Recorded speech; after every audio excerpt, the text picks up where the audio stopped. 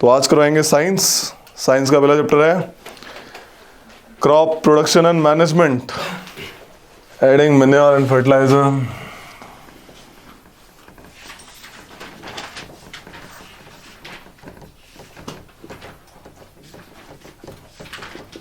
तो भाई ये है क्रॉप्स प्रोडक्शन, लाइक कैसे होती है, what is crops, when same variety of plant grown in a field is called crop. जब एक ही वैरायटी प्लांट को ज्यादा मात्रा में उगाया जाता है उसे क्रॉप बोलते हैं, जैसे व्हीट क्रॉप, ठीक है, राइस की crop, kind of that thing. Okay, क्यों करते हैं crop, why we just produce a crops, a kind of food we have to just obtain from the field, right. हम एज एनिमल्स फूड नहीं बना सकते, हम कंज्यूम करते हैं, we are consumers.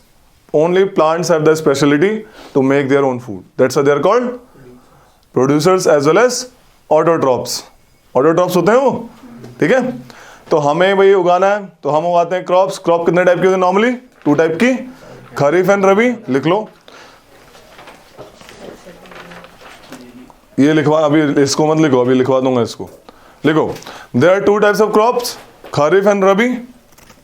Kharif crops लिख लो इसमें कि the crops which are sown in, बोई जाती है, which are sown in rainy seasons are called kharif crop. ठीक है भाई, कब से कब होता है? The rainy season in India is, the rainy season in India is from June to September. ठीक है, एक चीज तो सही है, जून टू सितंबर से रहता है भाई आपका मौसम बारिश का। तो लिख लो इसमें एग्जांपल, लिख लो कौन कौन सी क्रॉप्स हैं। दैट इज पैडी, पैडी बोले तो rice, very good. Paddy, maize, soybean, groundnut, cotton. Rabi crop लिखो, द क्रॉप ग्रोन इन, डाकू से एक चीज याद ही बताता हूँ, रुको। The crops grown in the winter season, sown in winter season, हाँ सोन या ग्रोन एक ही बात है। The crops grown in winter season are called rabi crops. their time period is generally from October to March। हाँ लिख लो भाई crops के नाम, व्हीट, ग्राम, पी, मस्टर्ड, लिंसीड। सबसे पहला होता है जब फार्मर जो प्रैक्टिस फार्मिंग करता है, क्या करता है? प्रिपरेशन ऑफ सॉइल, सॉइल को लूज करता है, खोदता है, खेत को जोतना जिसे कहते हैं, बाय कल्टीवेटर। पुराने ज़माने में हल यूज़ करते थे, ठीक है, हो एंड स्टिक का भी यूज़ करा गया है। हल्दर, कौन किसको बोलते हैं रे स्पिरिचुअल? हल्दर किसे बोलते हैं? हल्दर, हाँ बलराम जी, ठीक है। तो बड़े बड़े राजा लोग ने भी, जैसे सीता जी कहाँ मिली थी आपके राजा जनक को? खेत को टिल करते हुए, जोतते हुए मिली थी, राइट। तो बड़े बड़े राजाओं ने हल पकड़ा, हल को मतलब पकड़ के अभी खेती करी है। तो this is the something which is traditional in India, right. तो अभी धीरे धीरे हम प्रोग्रेस करा, हमने ट्रैक्टर्स आ गए, now we use tractors. Okay, तो मुझे तुम बताओ हम क्यों खेत को लूज करते हैं, क्यों टिल करते हैं? What's the reason? हाँ, फर्टाइल सॉइल ऊपर आ जाए, मतलब सॉइल वाला मामला ऊपर, बिल्कुल। और इससे क्या होगा? इससे नीचे के न्यूट्रिएंट्स ऊपर आ जाएंगे, मिक्सिंग हो जाएगी, राइट। जो न्यूट्रिएंट्स नीचे हैं दबे हुए वो ऊपर आ जाएंगे। और क्या कारण होगा? और जो सॉइल से होगा, क्या? अब्जॉर्प्शन से होगा, absorption of what? Water and all, है। रूट्स अच्छे से जड़ पकड़ पाएंगी, है ना, रूट्स जो है अच्छे से मिट्टी पकड़ पाएंगी, जिससे कि उनको आराम से स्टेबिलिटी मिलेगी। और क्या होगा? सांसें ठीक से ले पाएंगी, वो एब्जॉर्प्शन कैपेसिटी बढ़ जाएगी उनकी, टाइट सॉइल में नहीं बढ़ेगी। तो these are the reason, that's why we till the soil before we sowing the seed. Okay, हमने टिल कर दिया, अब हम सोइंग करते हैं। Sowing is what? बीज को बोना, ठीक है। अब बीज को बोना, तो अच्छी क्वालिटी का बीज कैसे पता लगता है? पानी में डालना कभी बीज को, ठीक है। तो कुछ बीज तैरते हैं क्योंकि वो खोखले होते हैं अंदर से, उनमें हवा बढ़ जाती है, खोखले हो जाते हैं, दे आर डेड सीड्स, तो उनकी जर्मिनेटिंग कैपेसिटी अच्छी नहीं होती। तो इस केस में हम उन्हें select, it's a best way to find which seed is better. Okay, third thing क्या है? Adding manure and fertiliser. Okay, तो जब मैन्योर एंड फर्टिलाइजर ऐड करेंगे उसमें तो उनको न्यूट्रिएंट्स मिलेंगे। ओके, मैन्योर और फर्टिलाइजर में डिफरेंस क्या है? ये आता है बहुत बार कि भाई मैन्योर आर ऑर्गेनिक सब्सटेंसेस जो हम नेचुरली फॉर्म होते हैं, dead and decaying matter. Okay, गांव में घूरे देखे होंगे, घूरे इसमें डालते हो, कूड़ी क्या बोलते हैं तुम्हारे यहाँ, है ना? गोबर डाल दिया, कुछ भी डाल दिया, वो डिकम्पोज हो जाता है और बाद में उसको खेतों में मिलाते हैं, देखा होगा। तो they are good source of manure. Okay, जो बायोडिग्रेडेबल सब्सटेंस आपका हेल्प करता है किसमें? सॉइल को एनरिच करने में, न्यूट्रिएंट्स, उनमें न्यूट्रिएंट्स भी होते हैं। मुझे बताओ, तुम ही बताओ कि सॉइल के कंपोनेंट क्या होते हैं? What are like 10 components of soil? Humus, air और एक मिनरल पार्टिकल्स। ठीक है, तो ये होते हैं सॉइल में, तो उनको ताकि उसमें मिनरल पार्टिकल अच्छे हो सके, ह्यूमस अच्छा हो सके, ये डालते हैं हम लोग। फाइन, ह्यूमस से, ह्यूमस की क्वालिटी क्या है? ये सॉइल को पोरस बनाता है ताकि पानी अंदर तक जा सके। सॉइल की एब्जॉर्बिंग कैपेसिटी बनाता है ताकि पानी अच्छे से सोख सके आपका सॉइल। ठीक है, इसको कड़क नहीं करता ताकि वो एकदम इकट्ठी हो जाए। जैसे फर्टिलाइजर की सॉइल देखना बेकार कर देती है, फर्टिलिटी डिक्रीज करती है, ये इसको और फर्टाइल करता है। ह्यूमस चिकना टाइप एकदम बढ़िया पोरस, बढ़िया सॉइल बना देता है, एकदम अच्छी, एक बढ़िया कलर टेक्सचर देता है सॉइल को। ठीक है, ये मैन्योर की खास बात है, नेचुरली फॉर्म्ड होता है। फर्टिलाइजर उल्टा, बेशक फर्टिलाइजर में न्यूट्रिएंट्स ज्यादा होते हैं, क्यों? केमिकल है भाई, they are formed in laboratory और समथिंग इन फैक्ट्रीज, तो उसमें पता है उनको किस क्वांटिटी को ज्यादा रखना है। उनमें फर्टिलाइजर मैन्योर में अगर मैं कंपेयर करूं तो भाई क्वांटिटी क्या बोलते हैं, जैसे एनपीके, नाइट्रोजन, फास्फोरस, पोटेशियम, तो न्यूट्रिएंट पार्टिकल इसमें ज्यादा होते हैं। Reason is being chemical factory से बन रहे हैं, हमें पता है क्या पार्ट ज्यादा रखना है तो मैं ज्यादा कर दूंगा, बट लॉन्ग टर्म फिजिबल नहीं है। सॉइल को डेटेरोरेट कर रहे हैं, डिग्रेडेशन कर रहे हैं, सॉइल डिग्रेड हो रही है। समझ आ रहा है क्या कहानी हो रही है? फर्टिलाइजर यही काम करते हैं। बाकी सेंस में, बाकी ये इस चीज को छोड़ के, क्योंकि इसमें ज्यादा होता है क्वांटिटी, बाकी हर सेंस में मैन्योर अच्छा है, long term everything. Okay, fertiliser एक और चीज करते हैं, पॉल्यूशन, वाटर पॉल्यूशन करते हैं, पानी में मिल जाते हैं, हमारे कैनाल्स में आते हैं, लाइक अपने जो कैनल्स हैं, गंग नहर वगैरह, ये सब कौन सी बहती है तुम्हारे? इंदिरा गांधी का तो वहां से बहती है, तुम लोग भी यार मस्त हो। ओके, तो कैनाल्स में आते हैं, हमारे ड्रिंकिंग वाटर साइकिल में घुसते हैं, और फर्टिलाइजर धीरे धीरे बायो मैग्निफिकेशन करते हैं। और ये बहुत बड़ा फिनोमेना है कि आपके एट द एंड आपके वल्चर्स थे, वल्चर्स आर गेटिंग वेनिस्ड। हाँ भाई, बायो वाले कैसे? एक ड्रग था, DRUG ड्रग, उसका नाम था ड्रग का डाइक्लोफेनेक। ठीक है, डाइक्लोफेनेक एक ड्रग था जो कि पेन रिमूवल के लिए काम आता था, भैंस और गाय के लिए। जब भैंस गाय वगैरह मर जाती हैं, वल्चर्स खाते हैं, because they are scavengers, at the end यही हटाते हैं गंदगी, तो इसलिए होने चाहिए। तो जब इन्होंने इनको खाया तो ड्रग्स जो इनके फैट में एक्यूमुलेट हो गया, डाइजेस्ट थोड़ी होता है वो, तो फैट में एक्यूमुलेट होना शुरू हुआ एंड फाइनली वल्चर्स के अंदर गया। वल्चर्स ने जब ऑफस्प्रिंग प्रोड्यूस करे अपने, उन लाइक जब ऑफस्प्रिंग जो अंडे आए इनके, राइट, उन अंडों में इनके बच्चे नहीं थे, तो धीरे धीरे वल्चर्स की पॉपुलेशन खत्म होती गई। ये बहुत बड़ा इफेक्ट है कि भाई ये सब ड्रामा यूज मत करो एग्रीकल्चर में, कि बायो मैग्निफिकेशन हो जाएगा। 2,4-D बैन कर दी गई है, वीडिसाइड, वीड्स को मारने के लिए यूज होती थी, वीड्स बताएंगे अभी। ओके, तो ये एक नेगेटिव इफेक्ट है फर्टिलाइजर का, ये वाटर पॉल्यूट करते हैं, एट द एंड आपकी फूड चेन में घुस रहे हैं। ओके, कहते हैं ना आजकल ऑर्गेनिक वाली सब्जियां ज्यादा अच्छी होती हैं rather than फर्टिलाइजर प्रोड्यूस्ड, और महंगी होती है, बट पंगा ये है, और लाइक ज्यादा अमाउंट में प्रोड्यूस नहीं हो पाएंगी वो। ग्रीन रेवोल्यूशन सक्सेसफुल क्यों हुआ? क्योंकि उनको यही चाहिए था, हाई वाटर वाला मामला। जो आपकी सीड्स आई थी ग्रीन रेवोल्यूशन में, द राइस एंड वीट। हाँ भाई हिमांशु, कहाँ से आया था वीट? तो इनको दो चीज चाहिए थी। दो चीज क्या था? एक तो हाई वाटर यानी इरिगेशन को बहुत बढ़िया चाहिए था, और दूसरा फर्टिलाइजर। ठीक है, इससे भी क्या हुआ? फॉइल डिग्रेड हुई, सैलाइन सॉइल बन गई। क्यों? Which process? लीचिंग लीचिंग होगी इसमें। नहीं सॉरी, ओवर इरिगेशन से क्या होगा? सॉल्ट ऊपर आ जाएगा बाय द कैपिलरी एक्शन, जिससे कि क्या हुआ, सॉइल सलाइन होती गई। ठीक है, एंड फर्टिलाइजर का तो बता ही रहा हूं मैं साथ साथ। तो दिस वाज द केस। अब क्या हुआ, प्रोडक्ट, अब आपने पानी दे दिया, आप लाइक अब सॉरी ना एडिंग मैन्योर एंड फर्टिलाइजर हो गया। अब देते हैं पानी।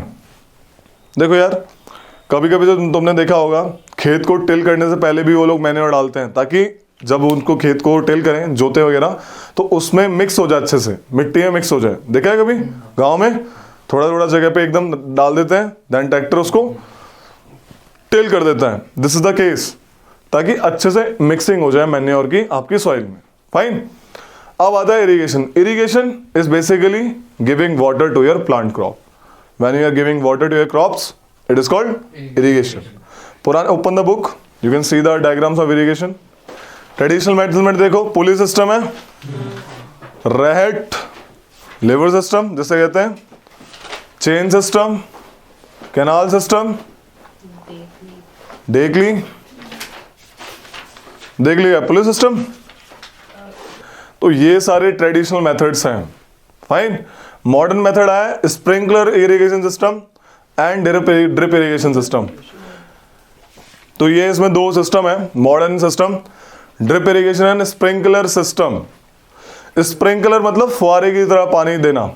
ठीक है, देखो मोटर से कनेक्टेड है, फुहारे की तरह दिख रहा है स्प्रिंकलर में। जहां पे सैंडी सॉइल होती है, जहां पे पानी की वाटर होल्डिंग कैपेसिटी कम होती है, वहां पे स्प्रिंकलर सिस्टम यूज करते हैं। फाइन।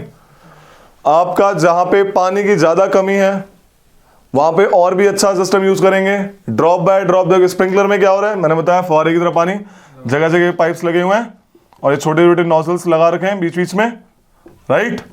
और ये जब ऐसे घूमते हैं तो क्या होता है, फुहारे की तरह पानी छिड़कता है। एकदम से पार्क देखे होंगे तुमने, जो क्रिकेट ग्राउंड, उसमें ऐसे ही स्प्रिंकलर सिस्टम यूज करते हैं ग्राउंड को पानी देने के लिए, नोजल की तरह। एक होता है ड्रिप। ड्रिप मतलब ड्रॉप बाय ड्रॉप गिरना। वो सीधा रूट, पानी कहाँ देता है एट द एंड, रूट्स पे, राइट। रूट्स को चाहिए पानी। तो ड्रिप इरिगेशन में क्या होता है, वो सीधा जो पाइपिंग होती है वो रूट्स के पास होती है, एकदम, समझ आ रही है, और रूट्स पे पानी गिरता है सीधा ड्रॉप बाय ड्रॉप, एकदम ड्रॉप बाय ड्रॉप ऐसे करेगा प्रॉपर, ड्रॉप बाय ड्रॉप एकदम रूट्स पे। ये और भी ज्यादा अच्छा होता है स्प्रिंकलर से अच्छा, जहां पे पानी की कमी ज्यादा ही है, सीधा रूट्स पे एकदम जड़ पे गिरा रहा है। ठीक है भाई, इरिगेशन हो गई। This is irrigation. Next is protection from weeds.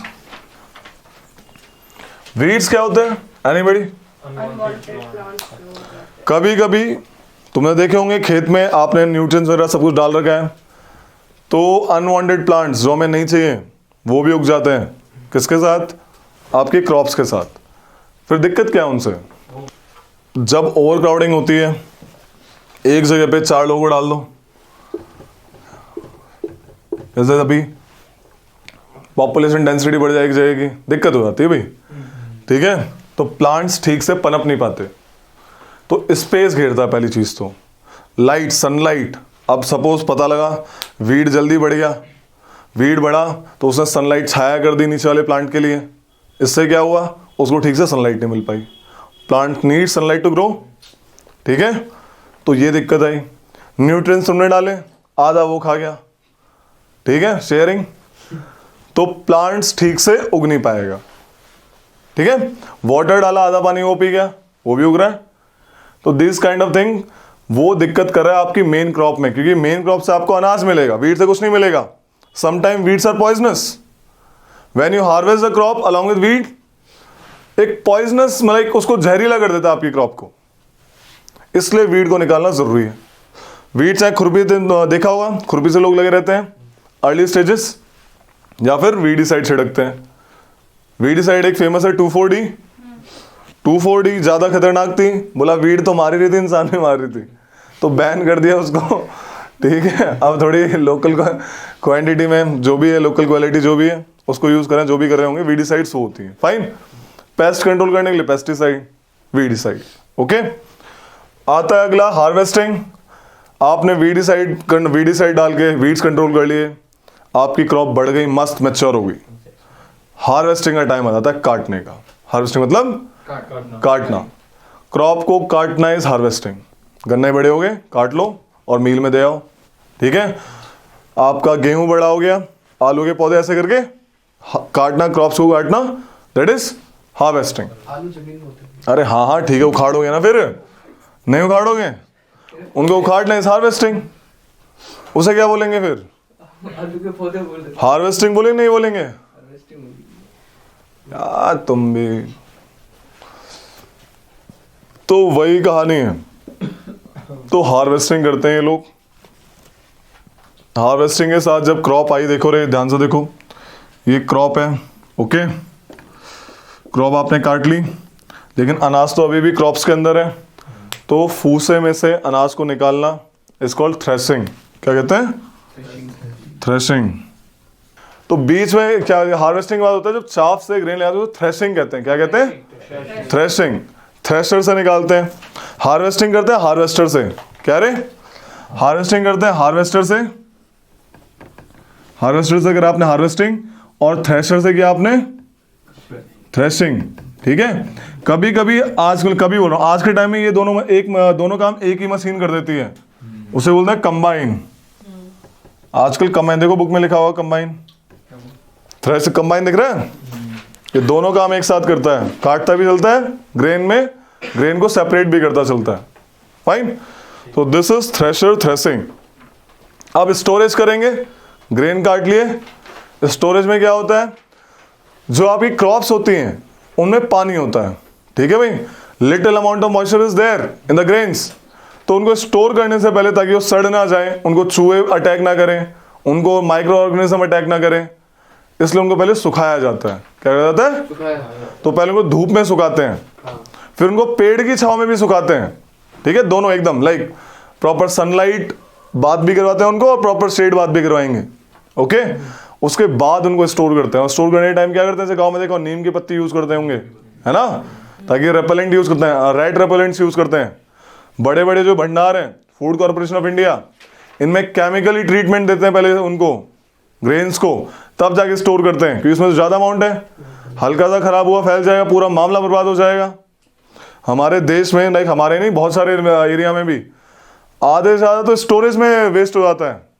तो स्टोरेज को बचाने के लिए हम लोग उसको केमिकली ट्रीटमेंट देते हैं, हॉट लाइक सन रेज में सुखाते हैं, फिर शेड में भी सुखाते हैं, फिर स्टोर करते हैं नीम लीव्स के साथ। आपके केमिकल ट्रीटेड व्हीट वगैरह, ये सब लाइक ग्रेन्स को हम प्रॉपर तरह स्टोर करते हैं। This is something which leads to less error in storage. ये था आपका क्रॉप्स प्रोडक्शन मैनेजमेंट, समझाया? इसमें हल्का हल्का लिख लो, एक तो ये लिख लो, यही कहानी है, जो मोटी मोटी कहानी है। इस चैप्टर में एक बार देखा था मैंने PYQ में, ये लाइक ये क्रोनोलॉजी आ रखी थी कि क्रोनोलॉजी क्या है, ये होती है chronology. You have to write down this, लिख लो, बुक खोलो, इस टेबल पे टिक मारो, मैन्योर और फर्टिलाइजर वाली इंपॉर्टेंट है, ओके। फर्टिलाइजर मैन्योर की जो टेबल है यही वाली, इसको टिक मार लो, इंपॉर्टेंट है, याद करके आना कल। फाइन, वीड्स के बारे में बता दिया, काफ़ी है इसमें। Next is micro organism, friends and foe. Micro organisms, micro वो ऑर्गेनिजम्स होते हैं जो हम नेकेड आई, यानी कि बिना लेंस या माइक्रोस्कोप के ना देख पाए। लेंस से तो फिर भी थोड़ा थोड़ा दिख जाता है, लेकिन माइक्रोस्कोप चाहिए होता है माइक्रो ऑर्गेनिज्म में, ओके। तो माइक्रो ऑर्गेनिज्म जो है, ठीक है, they are friends as well as foes, like they are helpful as well as harmful. Fine, तो भाई यही कहानी है, लिख लो पहले हल्का सा। There are 4 major group of micro organism, write down. वैसे 4 हैं लेकिन है 5, तो 5 के नाम लिख लो। The 5 types of groups of microorganisms are, number 1 bacteria, fungi, protozoa, algae and viruses. Bacteria, fungi, protozoa, algae, कहाँ कहाँ पे हेल्पफुल होते हैं? देखो ये टेबल है, इस टेबल को मार्क कर लो। UPSC जो डायग्राम के एग्जाम्पल होते हैं उसको पक्का पूछती है। जैसे फंगी में कौन कौन आता है? Bread mould, penicillium, aspergillus. Okay. Algae में chlamydomonas, spirogyra, protozoa, amoeba and paramecium. Okay, तो ये डायग्राम्स हैं, UPSC, open the book, mark कर लेना इसको। ओके, तो लिखो माइक्रो ऑर्गेनिज्म जो फ्रेंड होते हैं उसमें जो लाइक हेल्पफुल, नंबर 1 लिखो, उसमें पहले लाइक नॉर्मल एक हेडिंग डालो, है like advantages of micro organism. Advantages of micro organism, number one, help in preparation of curd, दही जमाने के लिए यूज होते हैं भाई, एंड ब्रेड, दोनों एक साथ लिख लो, help in preparation of curd and bread. कौन सा बैक्टीरिया यूज होता है रे? लैक्टोबैसिलस। राइट डाउन कि लैक्टोबैसिलस क्या हुआ? बता रहे थे? मैं कुछ और ही बोल दिया। लैक्टोबैसिलस लिखो इसमें, लैक्टोबैसिलस। चल जाएगा काम, चल जाएगा। Lactobacillus is a bacteria used in preparation of curd. जो दूध है उसको हल्का सा गर्म करो, उसमें थोड़ी सी कर्ड मिला दो, तो कर्ड में होता है बैक्टीरिया, उस बैक्टीरिया नाम वैसे बहुत सारे होते हैं, उसमें होता है लैक्टोबैसिलस। फाइन, तो lactobacillus multiplies itself and convert the whole milk into curd. Fine. आपकी जो बेकिंग इंडस्ट्री है, उसमें यीस्ट यूज होती है। कभी भटूरे देखे फूले फूले होते हैं? क्यों होते हैं? कि आटे में यीस्ट मिलाते हैं। ठीक है, सपोज ये आटा है, इसमें यीस्ट मिलाई, और यीस्ट को मिलाने के बाद उसको 2 घंटे छोड़ दो गूंथ के, तो फूल जाएगा। क्यों? यीस्ट क्या करती है? It produce CO2 while multiplying. तो CO2 की वजह से उसमें एयर पास होती है, और वो जो आपका डो होता है वो आपका फूला फूला हो जाता है। तो एक क्वेश्चन आया हुआ है कि भाई भटूरे में जब भटूरे जो बेकिंग केक्स होते हैं, इसमें जब आप यीस्ट मिलाते हैं तो कौन सी गैस प्रोड्यूस होती है? The answer is CO2। This is the question many time asked. Write down. Yeast reproduce rapidly and produce carbon dioxide during respiration.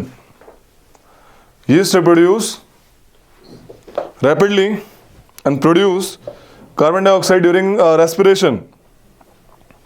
Bubbles of gas fill the dough and increase its volume. This is the basis of use. This is the basis of use of yeast in the baking industry for making breads, pastries, cakes. तो yeast जो है भाई वो क्या करती है? आपका एक तो डो को फ्लफी बनाने का काम करती है। फाइन। अगला काम क्या है यीस्ट का? It's helpful in production of alcohol from sugar.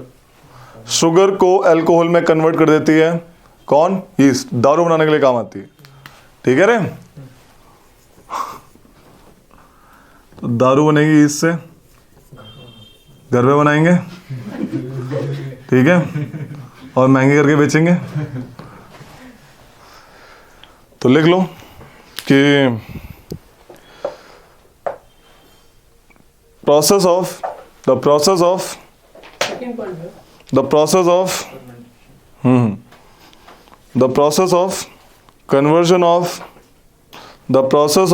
conversion of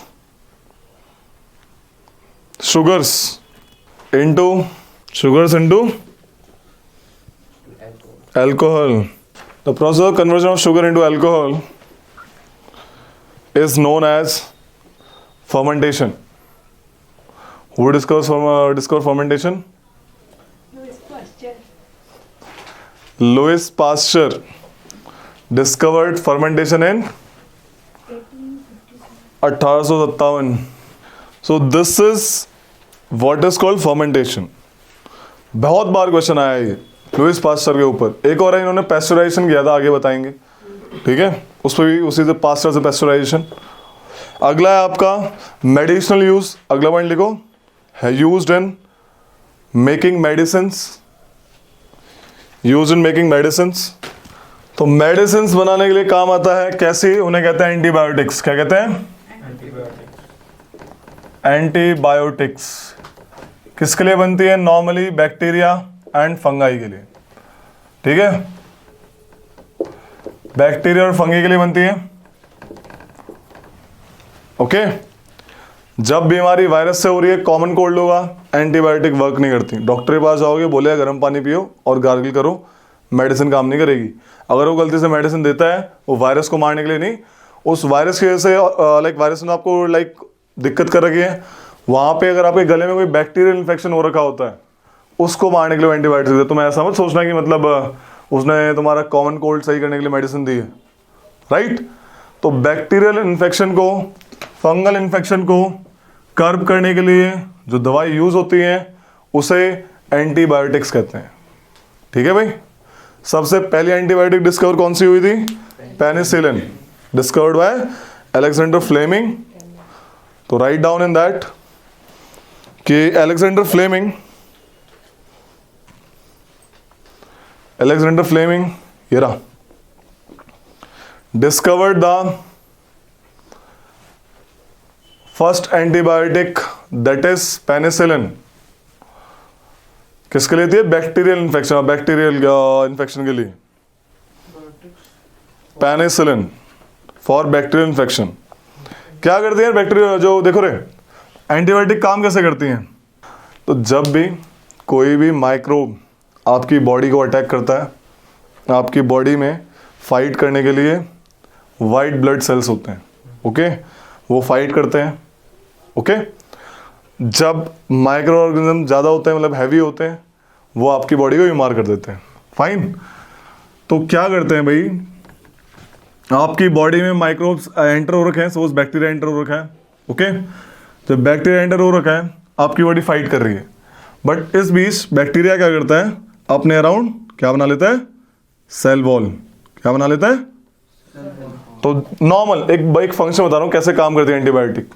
तो डॉक्टर जो आपको एंटीबायोटिक देता है, वो इन बैक्टीरिया की सेल वॉल को मारने की, वो मतलब इनकी क्वालिटी को हटाने की देता है कि ये सेल वॉल ना बना पाए। बाकी काम आपकी बॉडी खुद कर देती है। आपके वाइट ब्लड सेल इतने ताकतवर होते हैं कि अगर ये सेल वॉल ना बनाए बैक्टीरिया, सेल वॉल सेल को प्रोटेक्ट करने के लिए, तो ये आपकी बॉडी उनको मार देती है। तो एंटीबायोटिक का एक जनरल फंक्शन बता रहा हूँ, बैक्टीरिया में क्या काम कर रहा है? सेल वॉल को हटाने का काम कर रहा है। बिल्कुल बिल्कुल, some bacterial cells also have cell wall, okay, some bacterial cell as well as plant cell have the cell wall, ठीक है भाई। एंटीबायोटिक्स प्रोटोजोआ को नहीं मारती generally bacteria and fungi generally, okay. तो इसको याद करो फिलहाल, तो इससे बनती है, इसी से लाइक इसी से हम एंटीबायोटिक बनाते हैं।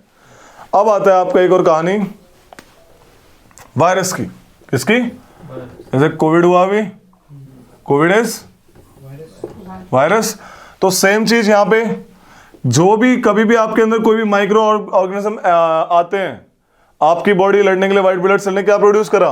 एंटीबॉडीज। क्या प्रोड्यूस करा? एंटीबॉडीज। ये चाहे बैक्टीरियल इन्फेक्शन हो, चाहे प्रोटोजोअल हो, चाहे कुछ भी हो, एंटीबॉडीज प्रोड्यूस होंगी ही होंगी, ओके। वायरस के केस में एंटीबायोटिक क्यों काम नहीं करती?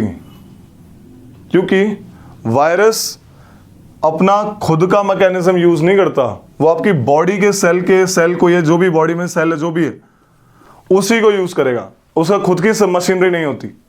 It just enter into the cell of the human body and use that machinery. अगर अपने आपने एंटीबायोटिक्स ली या कुछ भी लिया, तो वो आपके सेल को अफेक्ट करेगी, ठीक है। तो वायरस पे अगर मान लो हमने कोई भी ऐसी एंटीवायरल चीज बनाई, एंटीवायरल ड्रग जो भी बनाया, तो दिक्कत क्या होगी? आपके सेल को भी अफेक्ट करेगा। समझ आ रही है? That's why antibiotic doesn't work against the virus. अब एक और कहानी, आपकी बॉडी ने एंटीबॉडीज बनाई, ठीक है, तो वो अटैक करती है वायरल डिजीज जो आई आपके अंदर, समझ आ रही है? अरे जब वायरस आया आपके अंदर तो आपने एंटीबॉडीज, आपकी बॉडी ना एंटीबॉडीज प्रोड्यूस करी, उसने वायरस से फाइट करी। सपोज वायरस था कैसा, लो क्वालिटी का, तो आपकी बॉडी जीत गई, आपकी एंटीबॉडी, और उसको हमेशा याद रखती है वो। हमारी बॉडी के पास एक मेमोराइजिंग पावर होती है एंटीबॉडी के पास। जब भी कभी भी आपके अंदर कोई भी डिजीज कॉजिंग बैक्टीरिया या कुछ भी आता है, आपकी बॉडी उसका कैरेक्टर याद रखती है, ओके, ताकि अगली बार आए तो दोबारा उसको अच्छे से और भी अच्छे से फाइट करके भगा सके। यही है बेसिक्स वैक्सीन का, यही बेसिक्स क्या है। जो आप वैक्सीन लगाते हैं वो बहुत ही लो क्वालिटी का डेड वायरस या फिर बहुत ही एकदम लो क्वालिटी का वायरस डालते हैं आपके अंदर वैक्सीन के थ्रू, तो आपकी बॉडी तो ताकतवर है, उस डेड वायरस को जो कि एकदम माइन्यूट क्वांटिटी का है, क्वालिटी का भी, उसको मार लेती है।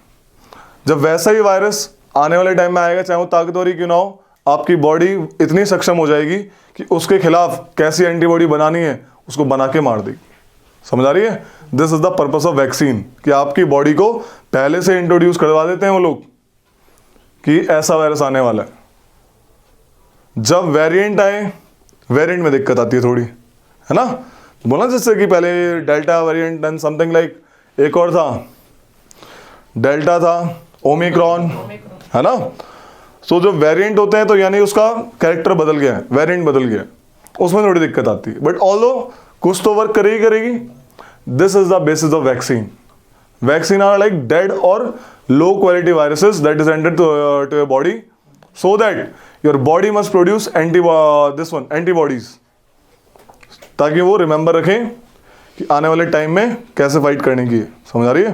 प्राइमरी और सेकेंडरी इम्यून रिस्पांस की तरह से। बिल्कुल बिल्कुल बिल्कुल, सेकेंडरी वाला लाइक जो बाद में होगा सेकेंडरी इम्यून लाइक वाला पर्पस होगा उसका, बिल्कुल ठीक है। तो स्टार्टिंग में हल्का सा दिया उसको और बाद में एंटीबॉडी ने बाद में मस्त तरीके से उसे फाइट करी, तो काम हो जाता है। This is the purpose of vaccine. तो मेडिसिन यूज समझ आया, तो लिख लो कि भाई पहली वैक्सीन भी बनाई होगी किसी ने, तो लिख लो। First vaccine was discovered by Javi Anurag, Edward Jenner. First vaccine was discovered by Edward Jenner. कौन सी बीमारी के लिए? Small pox in 1798। हमें पूछा क्या स्टोरी थी इसकी स्मॉल पॉक्स बनाने की, नहीं पता है? 1798। वैक्सीन रियल मीनिंग इज, लिखो वैक्सीन, वैक्सीन तो एक टर्म है, लैटिन और ग्रीक आई डोंट नो, तो vaccine real meaning is, question आया हुआ है, what is the real meaning of vaccine? Cow. तो आपकी जो है काउ होता है। हुआ क्या था, जब एडवर्ड जेनर डॉक्टर हुआ करते थे तो वहां पे काउ पॉक्स, लाइक एक बार काउ पॉक्स हुआ था, ठीक है, काउ पॉक्स ठीक हो गया, किसी की बॉडी अच्छी थी, उसने फाइट करा, उसकी इम्यूनिटी बन गई। हर्ड इम्यूनिटी का नाम सुना था अभी बीच में, हर्ड इम्यूनिटी, जब सबको एक एक बार हो गया, यानी कि उसमें अपने आप खुद से एंटीबॉडी खुद ही तैयार होगी, डेड छोड़ो मस्त वाला वायरस की हो गई है ना, तो इम्यूनिटी बन जाती है। तो when at that time when Edward Jenner was there, cowpox हुआ लोगों को और उनकी इम्यूनिटी बन गई। बोला ठीक है। फिर क्या हुआ, नई बीमारी है स्मॉल पॉक्स।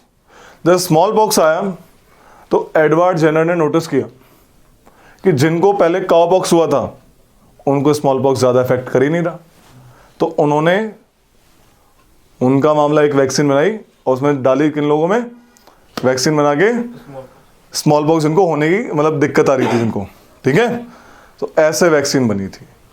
ओके, तो that's why name cow of vaccine. कहानी है ये, 9th क्लास की बुक में कहानी है ये। ओके, अब लिखो कि और क्या करते हैं ये लोग, और क्या करते हैं माइक्रोसॉफ्ट, और क्या हेल्पफुल होते हैं आपके, नाइट्रोजन फिक्सेशन इन सॉइल लिख लो। अगला है increasing soil fertility, increasing soil fertility by fixation of nitrogen, increasing soil fertility by nitrogen fixation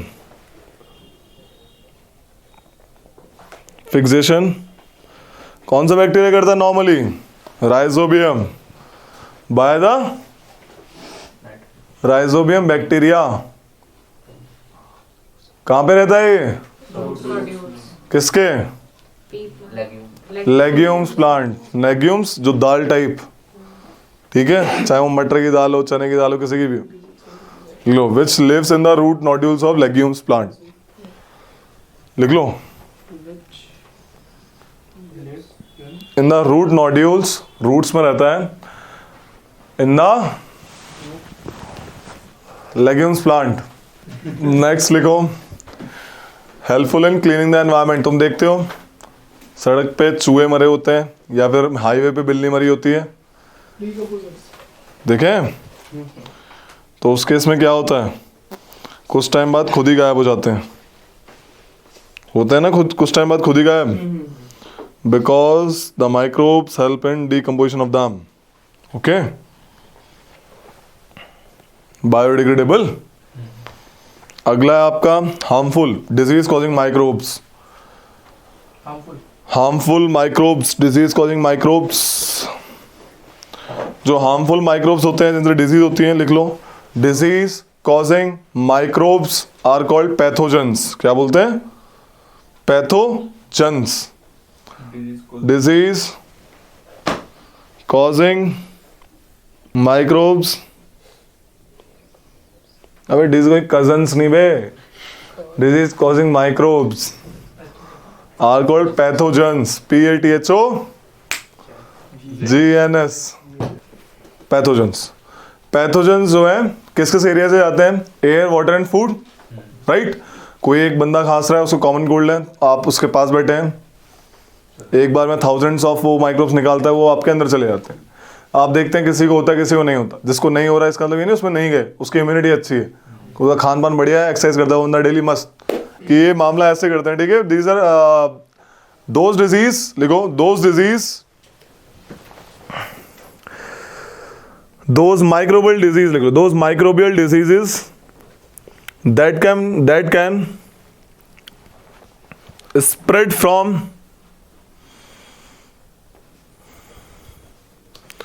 an infected person,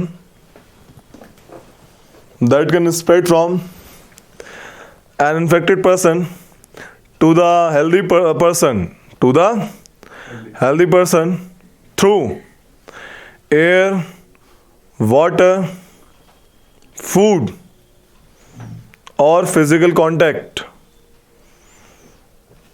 Through air, water, food or physical contact are called communicable diseases. Example, cholera पानी से होता है, common cold, chicken pox and tuberculosis. क्या कहता? Cholera, common cold, chicken pox, tuberculosis. जो देखो कुछ ना कुछ एनिमल्स होते हैं, इंसेक्ट्स एंड एनिमल्स, जो कि माइक्रोब्स को एक जगह से दूसरे जगह ट्रांसफर करते हैं। हाउस फ्लाइज, पहले गंदगी में बैठी मक्खी तुम्हारे खाने में बैठ गई तो ट्रांसफर हो गया मामला। मच्छर, ठीक है, कॉकरोच, सब इंसेक्ट्स वगैरह सब लोग। तो मच्छर पे क्वेश्चन आता है, ऐसा कौन सा मच्छर है जो मलेरिया ट्रांसफर करता है, डेंगू ट्रांसफर करता है, ठीक है, लिख लो, फीमेल एनोफिलीज मॉस्किटो। फीमेल ही क्यों भाई, क्या नाम है इसका? Why female? सही बोल रहे हो वैसे, because they have to produce their offspring, तो उनको एक हाईली न्यूट्रिशियस फूड की जरूरत पड़ती है। आप लोग खाना खाते हैं, अल्टीमेटली क्या बनता है? ब्लड बनता है, राइट। ब्लड तो खुद में एक बहुत अच्छा न्यूट्रिशियस फूड है। कभी जंगल में खो जाओ, चूहा मारना खा जाना, हाईली न्यूट्रिशियस फूड ठीक है, तो उनको चाहिए होता है, that's why they suck the blood of humans. Okay, तो female anopheles mosquito are carrier of malarial parasite. Okay, female aedes mosquito, ये क्या करती है? Parasite. Dengue, dengue, dengue. Female anopheles mosquito carrier of dengue virus. हाँ अलग है। अब कुछ डिजीज के नाम लिख लो cause by micro organism. Okay लिखो फटाक से कि पहले हेडिंग डालो बैक्टीरिया। बैक्टीरिया से क्या क्या होता है? बैक्टीरिया लिखो। एंथ्रेक्स डिजीज के नाम लिख रहा आते हैं बहुत बार ये। एंथ्रेक्स बैक्टीरिया डाल लिया हेडिंग, इसके आगे लिखते जाओ। Anthrax comma cholera comma citrus canker. Citrus canker ये प्लांट डिजीज है। कैंकर दिख रही है टेबल, ये देखो। ओए ये प्लांट डिजीज भी आती हैं, 3 ही है, बहुत बार आती हैं, बच्चा इसको छोड़ देता है, ठीक है। और दीज आर ह्यूमन डिजीज। तो लिख लो citrus canker. Typhoid and TB. Typhoid भी इससे होता है, टीबी भी इससे होता है। टीबी मतलब रोहित? Oh very good. अगला है प्रोटोजोआ। प्रोटोजोआ से क्या होगा? Dysentery and malaria. Dysentery and malaria. Virus से लिखो। वायरस कॉमन कोल्ड, खांसी जुकाम। Influenza, influenza. Measles, hepatitis A, polio, chicken pox, foot and mouth disease of cattle. जो कैटल्स के फुट और माउथ डिजीज होती है वो वायरस की वजह से होती है। Foot and mouth disease of in kettles. And last is जो भिंडी पीली पड़ जाती है, जो भिंडी उगती हुई देखिए पीली पड़ जाती है, वायरल इन्फेक्शन होता है उनको। Yellow vein, yellow vein Mosaic of भिंडी।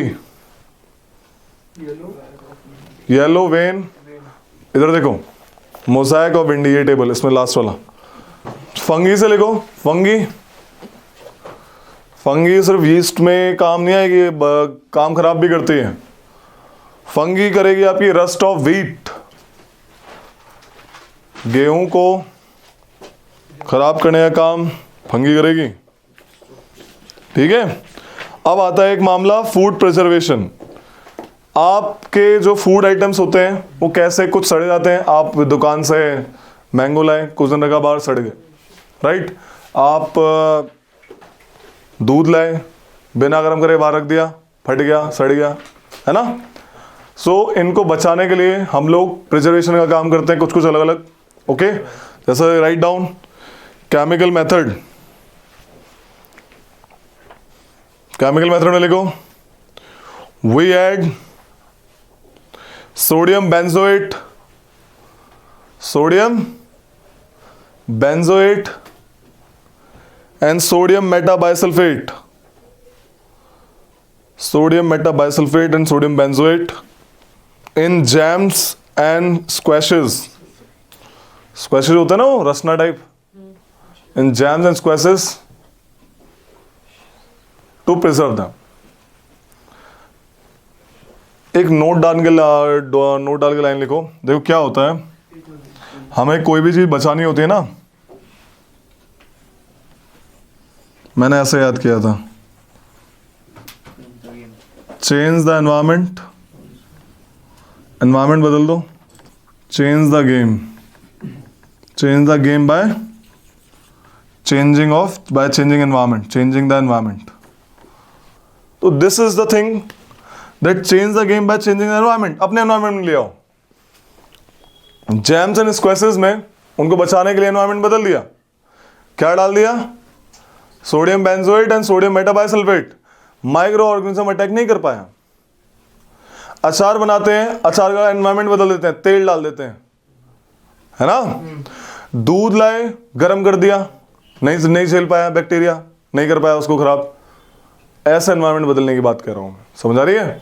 विनेगर मिला दिया, नमक मिला दिया। पहले यूरोप वाले हमारे एरिया में चिली बहुत ले आते थे, क्योंकि पहले फ्रिज नहीं हुआ करते थे, फ्रिज वॉज नॉट देयर। तो चिलीज मीट को सड़ने से बचाती थी, मिर्ची वगैरह, लाल मिर्च, मीट को, ये जो नमक, सॉल्ट वगैरह, ये सब प्रिजर्वेटिव्स होते हैं। चिप्स पैकेट, गैस मिला दी, नाइट्रोजन, सड़ेगी नहीं, रिंस नहीं होगी। लिख लो चलो इसको भी। Second is preservation by common salt, common salt से भी प्रिजर्वेशन होता है ना। Third, preservation bye sugar. तो जब भी कभी भी ऐसा सीडीएस में क्वेश्चन आए जिसमें एनवायरनमेंट बदलता हुआ देखे, समझ जाना वो प्रिजर्वेटिव का काम कर रहा है, ठीक है। ऑयल एंड विनेगर ये भी ऐड करें तो मामला सही हो जाता है पिकल्स में। ये शुगर से क्या होता है? शुगर आपका बैक्टीरियल ग्रोथ रोक देता है। किसी भी माइक्रो ऑर्गेनिज्म को उसका एक डेफिनेट टेम्परेचर चाहिए होता है, उसी में वर्क करता है, ठीक है। जैसे आप फ्रिज में रखते हो, क्यों रखते हो फ्रिज में? फ्रिज में क्या कोई गैस होती है कुछ अलग से? नहीं, बस टेम्परेचर गिरा देते हो। तो ठंडे एनवायरनमेंट में बैक्टीरिया काम नहीं कर पाते, चीज़ें सही रहती है। ये तो है बेसिकली, एनवायरनमेंट बदल दिया। Oil and vinegar. एक होता है पेस्चुराइजेशन। पेस्चुराइजेशन क्या होता है? उबाल देना। Heating the milk eight 70 degree Celsius above for about 15 से 30 सेकंड के लिए। 15 से 30 सेकंड में मिल्क आया 70 डिग्री सेल्सियस पे 15, अबे ऊपर देखो रे, इंपॉर्टेंट बात बता रहा हूं। मिल्क आया 15 से 30 सेकंड के लिए 70 डिग्री सेल्सियस पे उसको हीट करा 15 से 30 सेकंड बस, और फटाक से क्या करा, उसको सडनली चिल्ड कर दिया। Suddenly chilled. अब इसे कहते हैं पेस्चराइज मिल्क, जो पैकेट में आता है। इसको आप बिना गर्म करे पी सकते हो। रीजन इज बीइंग पेस्चराइज्ड है, ऐसा मामला कर दिया, उसमें बैक्टीरिया नहीं लगेगा कुछ टाइम के लिए। ये नहीं कि भैया बाहर पड़ा हुआ छोड़ा हुआ है, पेस्चराइजर लगेगा ही नहीं, लो पे टाइप, ठीक है। So this is called pasteurisation, discovered by Louis Pasteur. कौन है लुइस पास्चर? जिसने डिस्कवर किया जिसने और क्या किया है? फर्मेंटेशन वाला।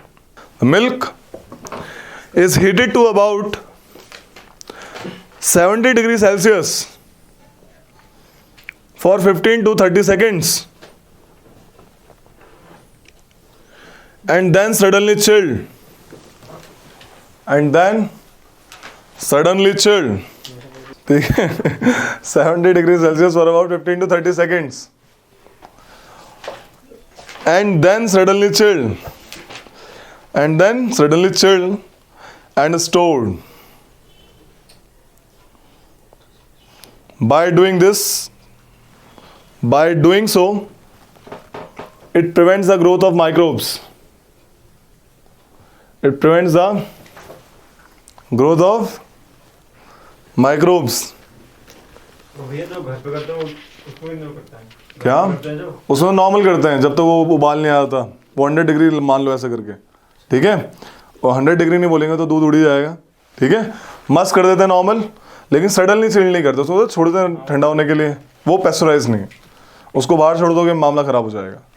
हम इसलिए गर्म करते हैं तो कि जो आप जहाँ से लाते हो, जो भी करते हो, जैसे हम लोग दूधिया से लाते हैं, ठीक है, तो वो कहाँ से ला रहे हैं हमें नहीं पता है, लाइक रेवाड़ी वगैरह से, तो इतना दूर से आए हम गर्म कर दें ताकि बैक्टीरिया का, एनवायरनमेंट का टेम्परेचर चेंज कर सकें, राइट। फिर फ्रिज में रख देते हैं ताकि मामला सही रहे। लेकिन उसको तुम बाहर छोड़ दोगे तो खराब हो जाएगा मामला। This process was discovered by Louis Pasteur and this is called pasteurisation. This process was discovered by Louis Pasteur and this called pasteurisation. This called pasteurisation. Fibre to fabric, synthetic fibres and plastic. अब synthetic fibres देखो यार, दो type के fibres होते हैं, नहीं कपड़े, fabric. तो भाई मैं क्या कह रहा था, देखो भाई क्या होता है, आप क्रॉप्स उगाते हैं, ठीक है, फिर वो कॉटन वगैरह, कॉटन उगाया तो धागा निकालते हैं आप, ठीक है, दैट इज फाइबर। फाइबर से बनता है यार्न, और यार्न से बनता है फैब्रिक। जैसे ये कोई कपड़ा है, ध्यान से देखो, ये कोई कपड़ा है, ठीक है, ये काफी सारे धागों से बना होगा, है ना। अगर मैं जूम करके देखूंगा तो समझ आ रही है, जूम करके देखेंगे ऐसे तो दिखेगा। तो ये जो ये चीज, ये पोर्शन, ये जो धागे हैं, इन्हें यान कहते हैं। और यान खुद में बहुत सारे धागों से बना होता है, ठीक है, छोटे छोटे, उसे क्या कहेंगे, फाइबर्स। तो कॉटन फाइबर, तो रुई है ना basically, cotton fibre, that is वो। उससे हमने क्या निकाला, चरखे से क्या करके उसका यान निकाला। यान को जब एक साथ इकट्ठा करा, फैब्रिक बना दिया। तो ये फैब्रिक्स हैं, दीज आर फैब्रिक्स। देखा कभी दुकान पे जाते हो, चांदनी चौक में जाना, बोलते ये वाला फैब्रिक है, वो वाला फैब्रिक बना, 10 फैब्रिक बता देता है वो, है ना। तो this fabric, fabrics are of 2 types, एक जो नेचुरली मिले और एक मैन मेड। मैन मेड और एक नेचुरल। नेचुरल कहाँ से मिल सकता है, प्लांट, एनिमल, जैसे वूल वगैरह एनिमल से, देखें भेड़ों को गंजा कर देते हैं गर्मियों में, मस्त कर। सो दिस इज द थिंग। तो ये सब है। और प्लांट से कॉटन, राइट, कॉटन हो गया, जूट, फ्लैक्स, ठीक है, दीज आर प्लांट्स, प्लांट वाले फाइबर्स हैं। तो खैर नेचुरली ये बेसिक डेफिनेशन। तो इसमें जो जोर दिया गया चैप्टर में वो है सिंथेटिक फाइबर्स के ऊपर। क्या है, कुछ फाइबर्स है सिल्क, राइट, सिल्क वॉर्म बनाता है। सिल्क महंगा है, तो लोगों ने क्या करा, ये जो नेचुरल फाइबर्स होते हैं महंगे होते हैं थोड़े से, ऑब्वियस इनको लगाने में मेहनत लगती है, तो लोगों ने क्या करा, केमिकल प्रोसेस से फाइबर्स बनाने शुरू कर दिए। क्या, केमिकल प्रोसेस से, मैन ने खुद ने फाइबर बनाने शुरू कर दिए, उन्हें बोला गया सिंथेटिक फाइबर्स, केमिकल प्रोसेस से। ये चीप भी होते थे, सस्ते होते थे, इजी टू यूज, गीले नहीं, छाता देखा है, गीला नहीं होता, बचाता है। अगर तुम चद्दर डाल के ले हुए, वो भी बिक जाए, तुम भी बिक जाओगे, राइट। गीले नहीं होते, इनके अलग अलग एडवांटेज है। तो इससे लोगों ने यूज करना शुरू किया। जैसे मैंने बोला सिल्क महंगा आता था, तो लोगों ने एक आर्टिफिशियल सिल्क बनाया, that is rayon. Open the book. जो सब पहला है रेयन, दिख रहा है टॉपिक, रेयन, हेडिंग डाल लो, सिंथेटिक फाइबर्स, सबके बारे में बता रहा हूं हल्का हल्का। सिंथेटिक यही, हाँ यही। तो synthetic fibres, number 1 is rayon. Rayon में लिखो, it is also called artificial silk. समझाया। सिल्क महंगा होता था, क्या हुआ था पता है तुम लोगों को, सिल्क जब था बहुत अच्छा कपड़ा था, लोगों को पसंद आता था। सिल्क चाइना में बनना शुरू हुआ था स्टार्टिंग में, और उन्होंने इस प्रोसेस को सीक्रेट रखा था, वरना इकोनॉमी गिर जाती। लाइक अगर सबको ही बनाना आ गया तो फिर मेरा फायदा क्या, समझ रहे हो, kind of that thing. Rayon is called artificial silk. बेशक आर्टिफिशियल सिल्क है, ये वुड पल्प से बनता है, पेड़ का एक पार्ट है वुड पल्प, उससे बनाता है, उस पर केमिकल ट्रीटमेंट करता है। तो यानी कि इसका रॉ मटेरियल क्या है, नेचुरल है, लेकिन it is called manmade because इस पे मैनमेड प्रोसेस लगते हैं बहुत बढ़िया तरीके से, केमिकल मिला के रेयन बनाया जाता है। लिख लो, rayon is obtained from chemical treatment of wood pulp. This fiber was called artificial silk. Although it is also called artificial silk. Treatment से एक बार और बोलो, of wood pulp. Fiber rayon was obtained by chemical treatment of wood pulp. This fiber is also called artificial silk. समझ आ गई?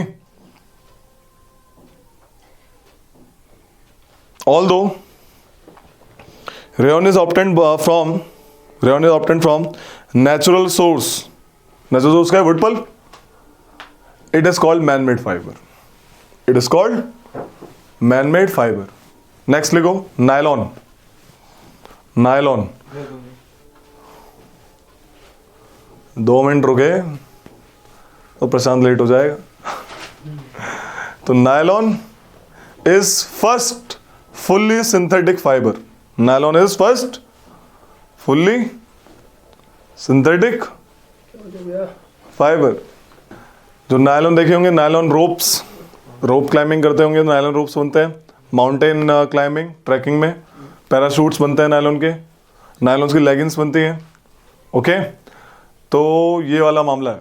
बड़ा अच्छा fibre होता है। एक नायलॉन का वायर आयरन वायर से ज़्यादा टफ होता है, ज़्यादा स्ट्रेंथ होती है उसमें, टूटने की क्षमता कम होती है, आयरन जल्दी टूट जाएगा।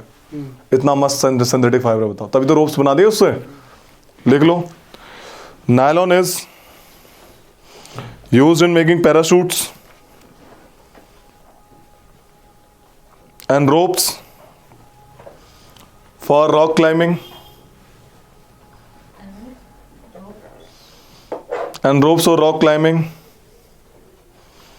A nylon thread is actually stronger than steel wire.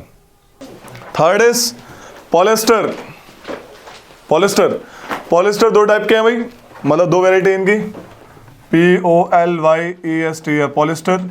इसकी दो वेराइटी पॉलिस्टर दो टाइप के, एक होता है टेराफिथलीन, terylene terylene and PET। Polyester की खास बात लिख लो, polyester is the type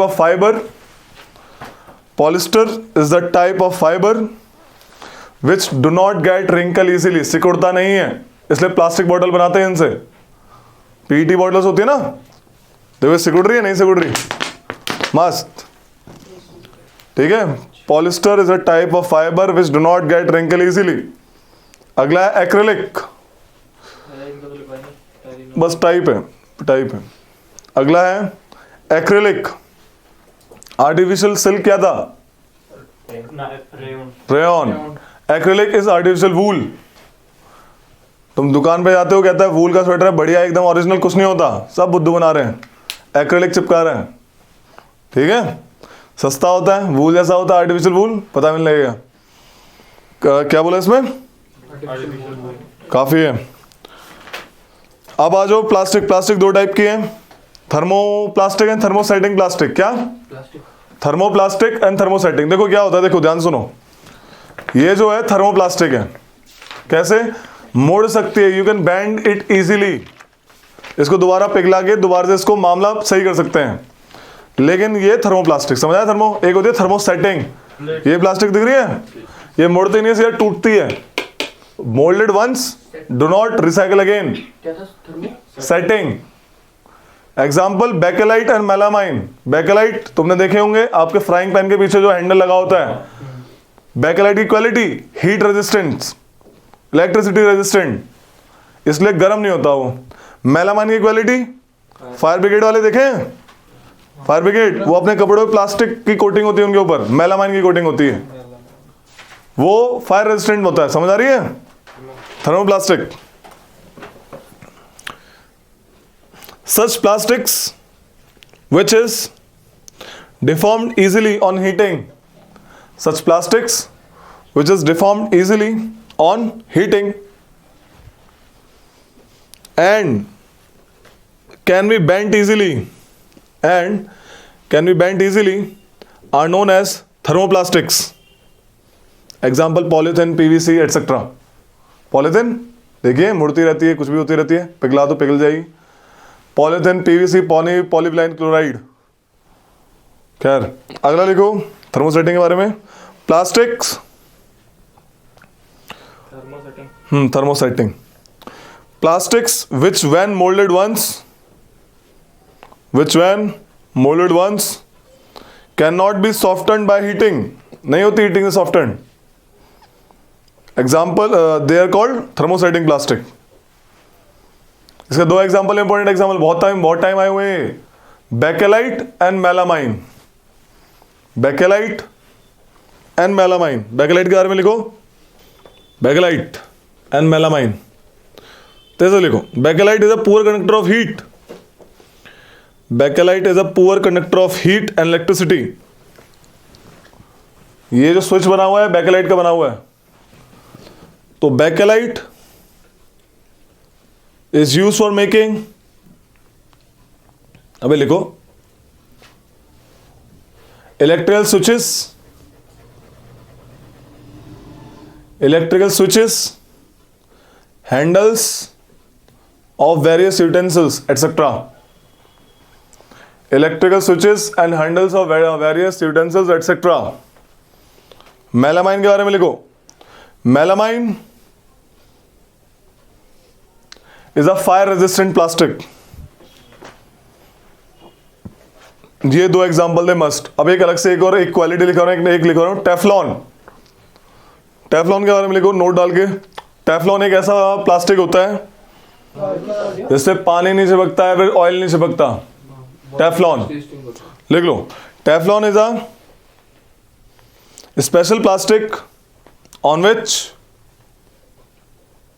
which oil and water do not stick. Oil and water do not stick. एक डेफिनेशन है, पता ही होनी चाहिए तुम लोगों को।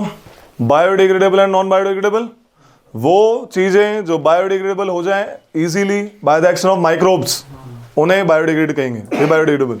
नॉन बायोडिग्रेडेबल जो नहीं होती इजीली, होती तो सारी की सारी एट द एंड सब खत्म है, कोई अमर नहीं है।